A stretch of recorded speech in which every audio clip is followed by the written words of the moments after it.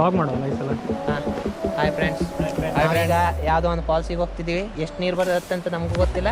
ಹೋಗ್ತಿದ್ದೀವಿ. 20 ರೂಪಾಯಿ ದಂಡ ಆಗಬಾರ್ದು ಅಂತ ದೇವರಲ್ಲಿ ಪ್ರಾರ್ಥನೆ ಕರ್ಕೊಂಡು ಹೋಗ್ತಿದ್ದೀರಾ, ನಾವು ಹೋಗ್ತಿದ್ದೀವಿ.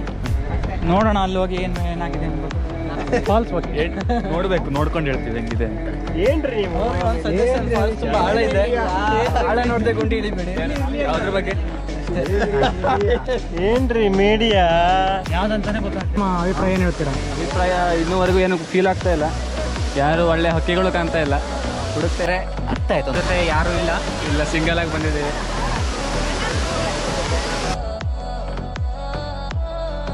ಇವ್ರ ಹತ್ರ ಏನು ಕೇಳಂಗಿಲ್ಲ. ಈ ವಿಡಿಯೋ ನೋಡ್ತಿದ್ದವರು ಸಬ್ಸ್ಕ್ರೈಬ್ ಮಾಡಿ ನನ್ನ. ಯಾರಿಗೆ